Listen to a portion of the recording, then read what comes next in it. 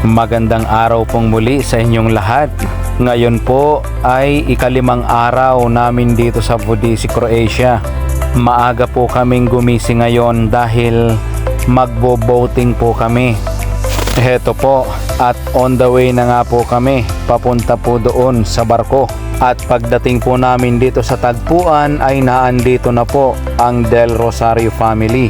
At hinihintay pa po namin ang iba naming mga kasamahan. At hindi rin po nagtagal ay dumating na rin po sila. Heto, at hinihintay na lamang po ang barkong sasakyan namin. At maya maya nga pong kaunti ay nag-umpisa na kaming maglakad papunta sa dulo ng pier dahil natanawa na namin yung barkong aming sasakyan. After po ng isang saglit ay heto, isa-isa na po kaming sumakay papunta sa loob. Yon pong unang mga tao na umakyat ay doon pumuesto sa taas. Kaya't kami po ay dito na lamang pumuesto sa baba. At eto po si Mrs. Pumuesto po dito sa may bandang hulihan. Nakakamiss po muli ang sumakay sa ganitong barko. Sapagkat ako'y 6 na taon din dating nagtatrabaho sa dry dock at lagi din po akong nakasakay sa barko. At syempre, agad po kaming nagpicturan dito sa unahan or tinatawag namin dati itong proa. At dito po ay makakakita rin kayo ng ibang mga barko kagaya nitong fishing boat. At dito naman sa kabila ay makikita ninyo ang naggagandahang mga yate. Halos 1 oras din po ang biyahe papunta doon sa unang island na aming titigilan. At maya-mayang kaunti po ay namimigay na rin sila ng snaps. Preparation po para sa aming pagkain mamaya. Agad pong nag-cheers ang mga kidos at syempre kami din po. At napakaswerte po namin dahil sa kalagitnaan po ng aming biyahe ay nagpakita po ang mga dolphins. Normally po ay sadyang may ruta ang mga barko dito para makakita kayo ng mga dolphins. Ngunit hindi po namin yun kinuha dahil mas pinili po namin ang mga island. Pero sinuwerte pa rin po kami dahil nagpakita po sila sa amin ngayon. At talaga naman pong nakakatuwang tingnan ang mga island na ito habang binabaybay namin ang karagatan. At after po ng halos 1 oras na biyahe ay heto, narating na po namin ang unang island na aming pupuntahan. At talaga naman pong nakakamangha ang mga yate na pumupunta po dito. Sila po ay nanggaling din sa iba't ibang mga lugar. Dito po sa island ay binigyan lamang nila kami ng halos 1 oras at 15 minuto para magstay. Pwede po kayong maligo dito o kaya naman ay umakyat doon sa tuktok ng island para makita ang overview. At dito po ay naghati po kami. Yung iba po ay naliligo at yung iba naman po ay aakyat doon sa tuktok ng island. Heto po, at on the way na po kami paakyat doon sa tuktok. At talaga namang napakainit po ng panahon sa mga oras na ito. Lang makapag-bike ng solo eh. Lagi ako nakakakita sa bundok.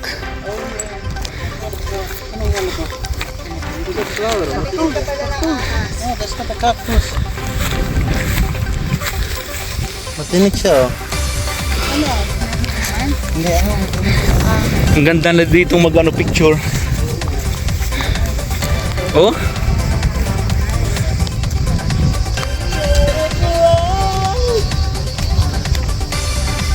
Ayun po, at kung inyong maririnig sa aking boses ay talagang halhal na po kami. At after nga po ng ilang minuto na paglalakad ay heto, narating na po namin ang tuktok ng islang ito. At dito po ay ipapakita ko po sa inyo ng 360 ang ganda ng view pag nandito na kayo sa tuktok ng isla. Makikita po ninyo na talagang halos dikit-dikit na po ang mga isla dito at napakaganda po talagang tingnan. Sinulit na rin po namin ang pag-akyat dito at agad po kaming nagpicturan. At after po naming makakuha ng napakaraming pictures ay nag-decide na rin po agad kaming bumaba. At sa totoo lamang po ay talagang sobrang init po ang maglakad sa islang ito. At after po ng ilang minutong paglalakad ay heto, nandito na po ulit kami sa may tabi ng dagat. At naliligo pa rin po yung iba naming mga kasamahan. After po naming makapag-enjoy sa islang ito ay isa-isa na rin po kaming bumalik dito sa bangka. Tamang-tama rin po dahil may inihanda na rin po silang malalamig na inumin para po sa mainit na panahon. At isinunod na rin po nilang ibigay ang aming pananghalian. Mamimili lamang po kayo kung anong gusto nyo, fried chicken or fried fish. At pagkatapos po namin kumain ay aking pinuntahan ang mga bata dito sa unahan.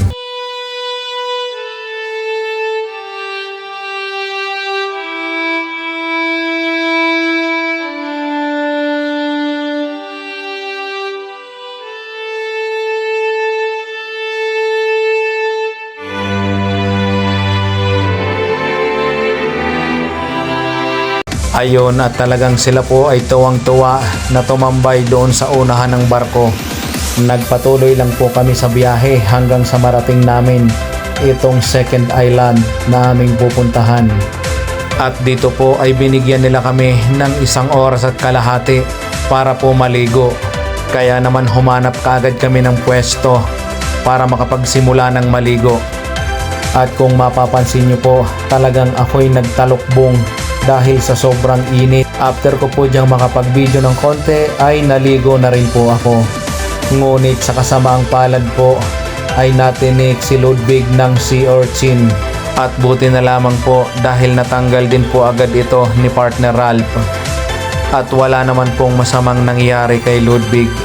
After po naming makapanligo ay isa-isa na po ulit kaming nagbalikan sa bangka upang magpatuloy na sa susunod na destinasyon. At ito na po yung last naming pupuntahan. Itinigil po nila yung bangka dito sa gitna ng dagat para po makapagtalunan ang mga tao. Ayan po, at si Amiel na po ang susunod na tatalon. Ayan po, at talaga naman pong tuwang-tuwa po ang mga tao habang sila ay nagtatalunan. Hindi na po ako tumalon dyan dahil napakalamig po ng tubig.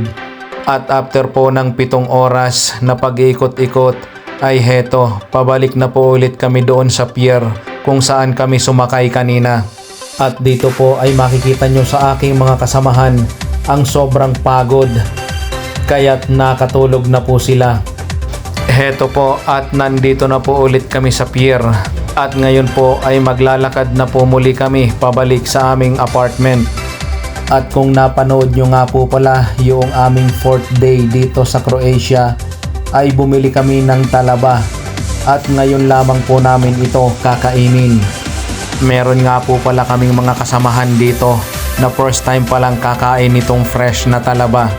Kaya't agad ko pong binuksan isa-isa para ipatikim sa kanila. Ngunit dahil ako ang nag-prepare nito, ay syempre ako muna ang unang titikim. Ko, hindi pa nakain ay bukol ng tiyan eh. Wala po kaming tabaskong dala, kaya't ito na lamang pong chiratsa ang aming gagamitin.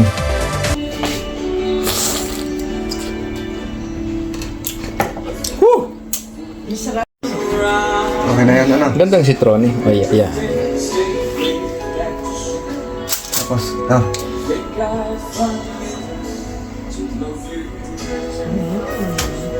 okay na yan. Sinabi ni Terry, mas Tapos, ganyan. Pag sinabi na, ikawang walang lahat. Yan, diretso na yan. Pagka Tapos, higupin. higop, yan. dahan-dahan lang yun. Lasang dagat. Ayun. Nga. Hanap siya. Hindi yung akala may lasang ano, hindi mo lasang dagat eh. Parang pang mga ano.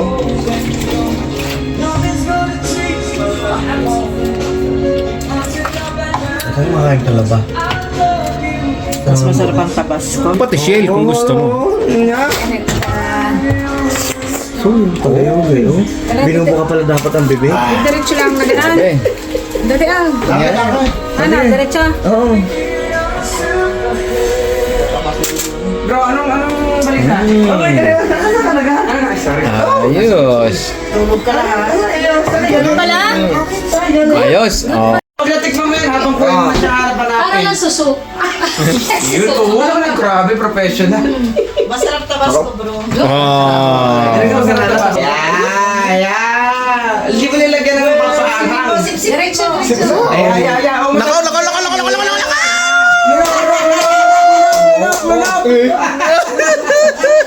Hindi na nilagyan ng ano. Ay, sabi, hindi pa namin alay. Paborito siya eh. Dapat ngayon, Hindi pa isang araw lang sa Dubrovnik ha. Kaya nga, ganun din nga kami. Kung Slovenia tayo, pero mag-Oaxaca ba? Hindi na. Hindi na mag-osya. Hindi na. Dahil Ayon po at after po naming makapangain ng talaba at makapagbanlaw ay heto na andito na po kami sa aming hapunan. Talaga naman pong kung mapapansin ninyo ay puro kain po ang aming ginagawa dito. At ayan po ang maghapon sa ikalimang araw namin dito sa Vodisi, Croatia. Maraming salamat pong muli sa inyong panunood. At abangan nyo po ang aming mga susunod na video dito sa aming summer vacation. Maraming salamat po and God bless po sa ating lahat.